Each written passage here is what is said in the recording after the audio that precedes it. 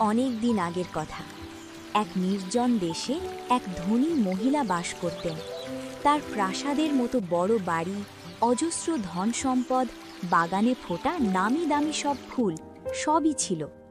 কিন্তু তবুও তার মনের ভেতর ছিল এক গভীর বিষাদ। তার ঘরটি ছিল বড়ই নিস্তব্ধ, কারণ সেখানে কোনো শিশুর পায়ের আওয়াজ ছিল না, ছিল না কোনো খিলখিল হাসির শব্দ। এক রত্তের একটি সন্তানের জন্য তার মাতৃমন সব সময় হাহাকার করত। তিনি ভাবতেন, যদি একটি ছোট্ট পুতুলের মতো মেয়ে আমার থাকতো, তাকে আমি বুকের মাঝে আগলে রাখতাম। অবশেষে একদিন তিনি ঠিক করলেন, ভাগ্যের ভরসায় আর বসে থাকবেন না। তিনি ছুটে গেলেন গ্রামের শেষ প্রান্তে, যেখানে এক জরাজীর্ণ কুঁড়ে ঘরে এক বৃদ্ধা ডাইনি বাস করত। মহিলাটি ডাইনিকে তার মনের আকুতি জানালেন। ডাইনি তার কথা শুনে ফোকলা দাঁতে হাসল এবং ঝুলি থেকে একটি সাধারণ দেখতে জবের দানা বের করে দিল। সে বলল, এটি কোনো সাধারণ দানা নয় যা কৃষকরা মাঠে ফলায় বা মুরগিকে খেতে দেয়। বাড়ি গিয়ে তোমার সবচেয়ে প্রিয় ফুলের টবে এটি পুঁতে দাও, তারপর দেখো ম্যাজিক। মহিলাটি বাড়ি ফিরে দানাটি টবে পুঁতলেন। আশ্চর্য বিষয়, চোখের পলকে মাটি ফুঁড়ে গজিয়ে উঠল একটি চমৎকার টিউলিপ গাছ। গাছে ধরা দিল একটি টকটকে লাল ও সোনালি রঙের ফুলের কলি। ফুলটি এতই জীবন্ত আর সুন্দর ছিল যে মহিলাটি আবেগে কলিটির গায়ে আলতো করে একটি চুমু খেলেন, আর অমনি জাদুর মতো পপ শব্দে পাপড়িগুলো খুলে গেল। ফুলের ঠিক মাঝখানে নরম গর্ভকেশরটির উপর বসেছিল একটি ছোট্ট মেয়ে। সে এতই ছোট যে লম্বায় আমাদের হাতের বুড়ো আঙুলের চেয়ে বেশি হবে না। তার গায়ের রং ছিল গোলাপের পাপড়ির মতো, আর চোখ দুটি ছিল নীল আকাশের মতো স্বচ্ছ। মহিলাটি পরম মমতায় তাকে তুলে নিলেন এবং আদর করে নাম রাখলেন থাম্বেলিনা। থাম্বেলিনার জীবনটা শুরু হলো রূপকথার মতো। একটি চকচকে পালিশ করা আখরোটের খোলস হল তার দোলনা, নীল ভায়োলেট ফুলের পাপড়ি হল তার তোষক, আর গোলাপি গোলাপের পাপড়ি হল তার গায়ের চাদর। দিনের বেলা সে জানলার ধারে টেবিলের ওপর রাখা একটি প্লেটের পানিতে ফুলের পাপড়ি দিয়ে নৌকা বানিয়ে ভাসত।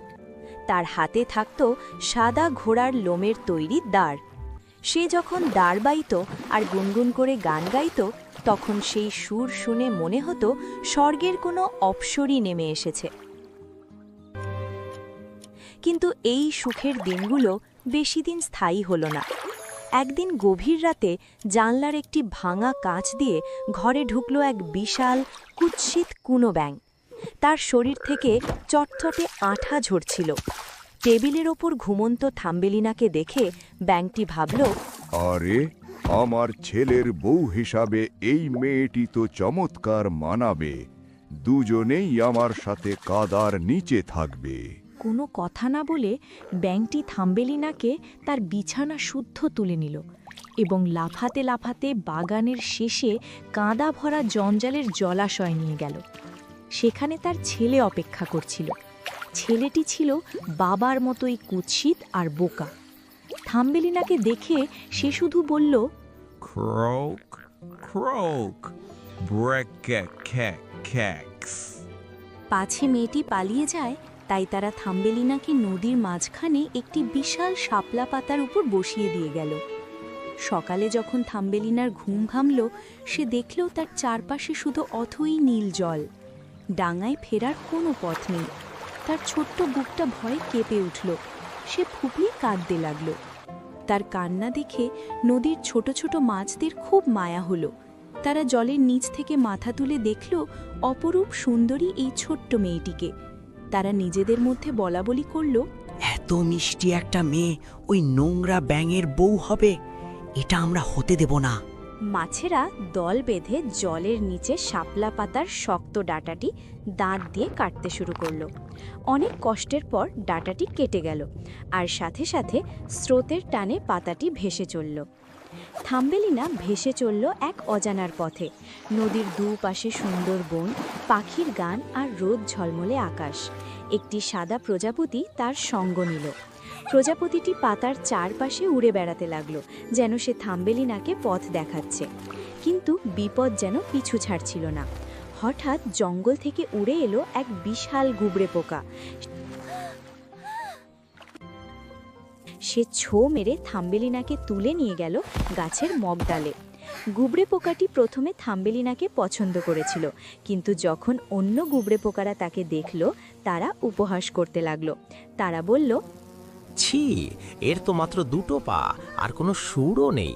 দেখতে কি বিচ্ছিরি, একদম মানুষের মতো দেখতে। তাদের অপমান সইতে না পেরে গুবরে পোকাটি থাম্বেলিনাকে নিয়ে নিচে নেমে এলো এবং একটি ডেজি ফুলের উপর বসিয়ে দিয়ে চলে গেল। থাম্বেলিনা খুব কাঁদল। সে ভাবল সে বোধহয় সত্যিই খুব কুৎসিত, তারই কেউ তাকে পছন্দ করে না। অথচ সে জানত না সে পৃথিবীর অন্যতম সুন্দর সৃষ্টি। এভাবেই কেটে গেল পুরো গ্রীষ্মকাল আর বর্ষাকাল।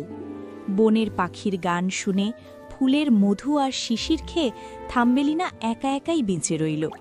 তার মাথার উপর ছিল আকাশ আর পায়ের নিচে ঘাস।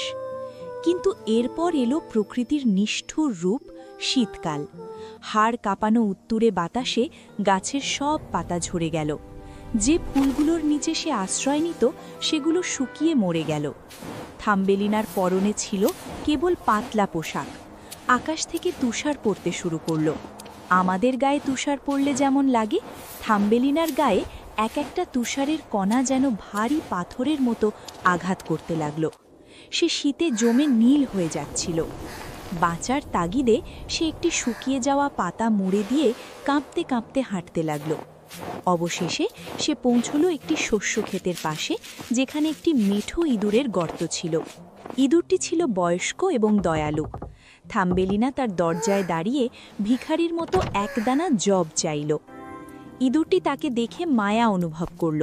সে বলল, আহারে বেচারি, এসো আমার উষ্ণ ঘরে এসো। ইঁদুরের ঘরটি ছিল মাটির নিচে, বেশ আরামদায়ক এবং খাবারে ঠাসা। থাম্বেলিনা সেখানে আশ্রয় পেল। বিনিময়ে সে ইঁদুরের ঘর পরিষ্কার করত আর তাকে চমৎকার সব গল্প শোনাত। ইঁদুরের প্রতিবেশী ছিল এক ধনী ছুঁচো। সে সবসময় কালো ভেলভেটের কোট পরে থাকত। তার ঘর ছিল অনেক বড়, কিন্তু সেই ছিল অন্ধ। মাটির নিচের অন্ধকারই ছিল তার জগৎ। সূর্য, আকাশ বা রঙিন ফুল এসব সে দু চোখে দেখতে পারত না, বরং ঘৃণা করত। ইঁদুরটি চাইল এই ধনী ছুঁচোর সাথে থাম্বেলিনার বিয়ে দিতে। সে থাম্বেলিনাকে বোঝালো, এমন বড়লোক বর তুমি আর কোথায় পাবে? থাম্বেলিনার মন বিষাদে ভরে গেল। ছুঁচো তাকে মাটির নিচের অন্ধকার সুরঙ্গে নিয়ে গেল তার ঘর দেখাতে। সেই সুরঙ্গের এক কোণে থাম্বেলিনা দেখল একটি সোয়ালো পাখি মরে পড়ে আছে। শীতে জমে পাথর হয়ে গেছে বেচারা। পাখিটিকে দেখেই থাম্বেলিনার মন কেঁদে উঠল। গত গ্রীষ্মে হয়তো এই পাখিটিই তাকে গান শুনিয়েছিল।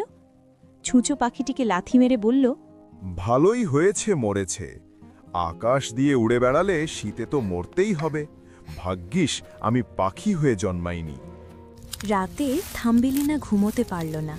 সে শুকনো খড় দিয়ে একটি চাদর বুনল এবং গোপনে সুরঙ্গে গিয়ে পাখিটির গায়ে জড়িয়ে দিল। সে পাখিটির বুকে মাথা রেখে বিদায় জানাতে গেল। ঠিক তখনই সে চমকে উঠল। পাখিটির বুকের ভেতর মৃদু ধুকপুক শব্দ হচ্ছে। পাখিটি মরেনি, শীতে অসাড় হয়ে গিয়েছিল। উষ্ণতা পেয়ে তার জ্ঞান ফিরছে। পুরো শীতকাল থাম্বেলিনা নিজের খাবার বাঁচিয়ে গোপনে পাখিটির সেবা করল। সে তাকে পানি খাওয়ালো, উষ্ণতা দিল। বসন্ত আসতেই পাখিটি পুরোপুরি সুস্থ হয়ে উঠল। বিদায় বেলায় সে থাম্বেলিনাকে বলল, আমার সাথে চলো, পিঠে চড়ে বসো, আমরা সবুজ বনে ফিরে যাই। কিন্তু থাম্বেলিনা জানত সে চলে গেলে বুড়ো ইঁদুরটি খুব কষ্ট পাবে। তাই সে ভারাক্রান্ত মনে বলল, না বন্ধু, আমি যেতে পারবো না। এদিকে ছুঁচোর সাথে বিয়ের দিন ঘনিয়ে এলো। 4টি মাকড়সাকে দিন রাত খাটিয়ে থাম্বেলিনার বিয়ের পোশাক তৈরি করা হলো। থাম্বেলিনার জন্য এ ছিল এক বিভীষিকা। সে জানত বিয়ের পর তাকে চিরকাল মাটির নিচে অন্ধকারে কাটাতে হবে। সে আর কোনো দিন সূর্য দেখবে না, ফুলের গন্ধ পাবে না। বিয়ের দিন সকালে থাম্বেলিনা শেষবারের মতো সূর্যের আলো দেখার জন্য গর্তের বাইরে এসে দাঁড়ালো। সোনালি গমের ক্ষেতের ওপর দিয়ে বাতাস বয়ে যাচ্ছিল।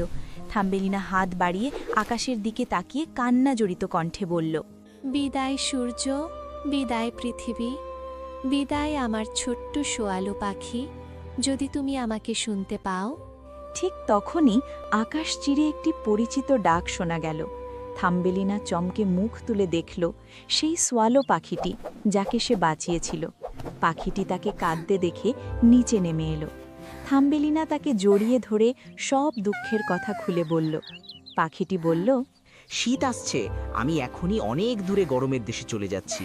তুমি আমার পিঠে উঠে বসো, আমি তোমাকে এই অন্ধকার আর ওই কুৎসিত ছুঁচোর হাত থেকে অনেক দূরে নিয়ে যাব, যেখানে সব সময় বসন্ত বিরাজ করে।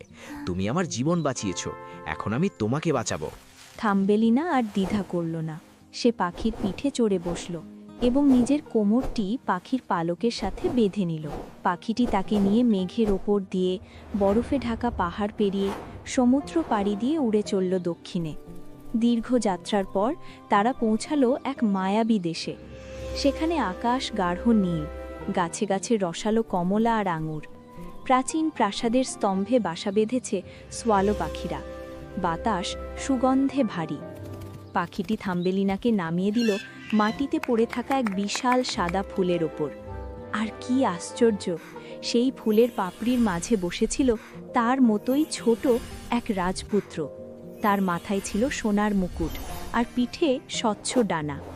সে ছিল ফুলের পরীদের রাজা। থাম্বেলিনাকে দেখে রাজপুত্র মুগ্ধ হল, কারণ এত সুন্দরী কাউকে সে আগে কখনো দেখেনি। রাজপুত্র থাম্বেলিনাকে তার রানী হওয়ার প্রস্তাব দিল। থাম্বেলিনা সানন্দে রাজি হল। ব্যাঙ আর ছুঁচোর অন্ধকার জীবন ফেলে সে এখন মুক্ত। রাজপুত্র তাকে উপহার দিল একজোড়া রূপালী ডানা। এখন সেও এক ফুল থেকে অন্য ফুলে উড়ে বেড়াতে পারে। তাদের নাম হলো মায়া। সোয়ালো পাখিটি তার প্রিয় বন্ধুর সুখ দেখে